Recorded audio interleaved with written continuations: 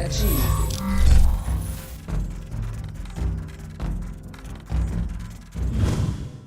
All right, what's up, everybody, and welcome into Studio Day Heffrey, where today I want to grade the Cowboys coaching hires that have happened since Mike McCarthy got the head job, which, by the way, there will be a Mike McCarthy press conference today at 4 o'clock. Nope, 3 o'clock on 105.3 The Fan, so be locked into that, okay? So what I want to do is I want to go by step and talk about why I give them an A. That's the best I can do. Can somebody tell me how to make a better A? That's an A, right? I give the Cowboys an A on what they've done with the coaching search, and I'll go step by step and explain the why of it. Mike McCarthy, I think the why of that one is pretty easy because you have an experienced NFL coach that I think his history with quarterbacks is really good, and to me the most important thing is what's happening with Dak Prescott. So you put Mike McCarthy with him, and this is the guy that turned around Brett Favre's career when Brett Favre was going in the tank as, what was he, 35, 36, whatever. When Mike McCarthy became the head coach, he got it turned around, and suddenly Brett Favre was good again when he had totally gone in the tank, and it looked like it was over for him. He's the guy that was there with Aaron Rodgers, whether you think Aaron Rodgers was going to be a badass or not by himself.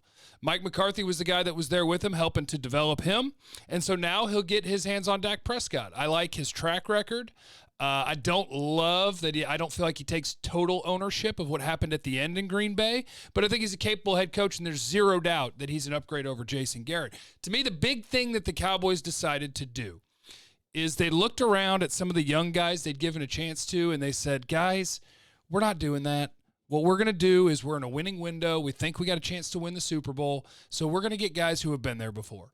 And so they brought in a head coach that's been there before. That seems like he's a little different from Garrett. Seems like he's a little bit more of a hard ass, a little more standoffish. And I think this team could use that. I think this team could use a reminder that it's not always positive. That at 8-8, after the game where you win to go to 8-8 and miss the playoffs, you may not need to be reminded, I'm so proud of you. Maybe you need to be reminded of your failures a little bit and what you got to do to get better. So McCarthy, I like the hire. I would have loved to hear that they were interested in Lincoln Riley and that they interviewed Urban Meyer, but for whatever reason, whether they reached out to him through back channels and actually had a feel for whether they could get those guys or not, they went the route they went, and I totally understand the why of it. So, reports are that Kellen Moore is going to stay as the offensive coordinator. I like that because Mike McCarthy and Kellen Moore, one of the things that they seem to have in common is that they understand the importance of before the snap on each play, let's get somebody moving around. Let's get some motion. Let's get some shifts. Let's see if we can get the defense to tip their hand what they're doing. And so you put Kellen Moore, who was thrust into a really important role with very little NFL experience. You put him with a very experienced NFL guy who's been out of the league and had time to self-evaluate and reflect on where he went wrong. You combine those two, Kellen Moore with his sort of college-based principles, Mike McCarthy with his West Coast-based principles, and bang, let's see what comes out of that oven. I like it. Mike Nolan at defensive coordinator. Here's why I like it. He's got experience running a 4-3. He's run a 3-4. He's run both defenses.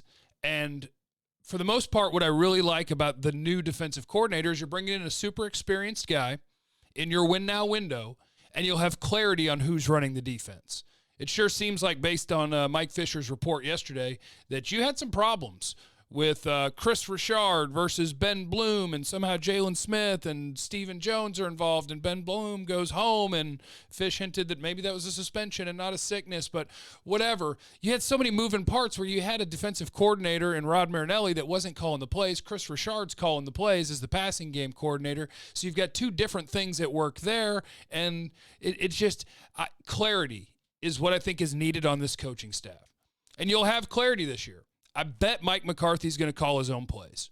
Your head coach will call his plays. His offensive coordinator will help him prepare the game plan and offer suggestions. The defensive coordinator, Mike Nolan, will call the defense, and there won't be confusion on who's in charge and who's doing what. And so now we move on to Jim Tomsula, the defensive line hire. Why do I like the Jim Tomsula hire?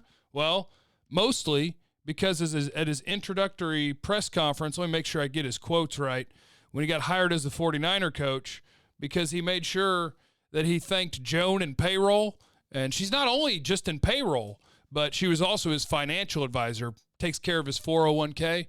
He thanked Vilma at the front desk. and the boys downstairs that were making that great Mexican feast at Christmas. So I like Jim Tomsula because that was a wild opening press conference. But here's what I like about Tomsula. He's been coaching Washington's defensive line. They didn't have a great year last year. They didn't do a good job of stopping the run. But what I like about it is in Washington, they invested in that defensive line. Deron Payne, Jonathan Allen. They're not scared to use a draft pick that's high on a defensive tackle. And I would like to see the Cowboys adopt that philosophy. They're going to need help at defensive tackle this year. Malik Collins' contract is up. They're basically down to Antoine Woods and Tristan Hill at defensive tackle. So you need to get a fat guy in here. We need to get a one-technique nose tackle that can not only do his job in terms of helping to stop the run, but also help to free up these linebackers to make plays. Jalen Smith doesn't need to have guys getting free access to him at the second level. That gives him trouble. You've invested in that guy. Invest again to try to make him the best that you can. And then John Fassel, the special teams coach, I like him because his nickname is Bones. That's a pretty cool nickname. I like that. Or you could go with, this is a guy that instead of having a first-year coordinator who had never done it before, as they did last year in Keith O'Quinn, when the Cowboys had the worst special teams in the league. The Cowboys win another game or two if they have better special teams. They couldn't punt. They couldn't kick field goals until Kai Forbath got here. They couldn't cover kicks. They couldn't cover punts. Everything about the special teams are kicking the ball out of bounds. Everything about the special teams was atrocious. Everything.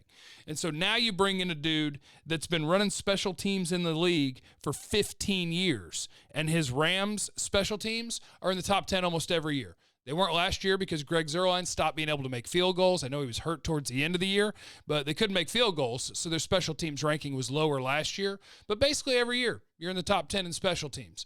So if you can get that turned around, that by itself, as stupid as it sounds, wins you a game or two for the Cowboys last year. They were awful at special teams. Awful. That's why you have the worst field position in the league. And when teams are playing against you, they start on the 40 all the time. So I like that it is structured where everybody's going to know their job. Your special teams will be better. Your defensive line coach is a guy that I don't know how much say he had in personnel. It might have been none, but they at least valued getting guys on that defensive line, getting the big boys on that defensive line. I like that the defensive coordinator has experience running everything, so you may run some hybrid fronts. And I like that they kept Kellen Moore, and that they've got an offensive-minded head coach that's had time to reflect. So I love it. I'm giving the Cowboys an A, and maybe it's because I'm an optimist. What's your grade on the Cowboys coaching staff that they're putting together right now? I love it. I think it's a really good coaching staff. I think it's experienced, and I think they're trying to win now. So I'm in. I'll see you guys on 105.3 The Fan. Make sure you're subscribed to the YouTube page, por favor, and checking 105.3thefan.com every day. I love you, and I'm out.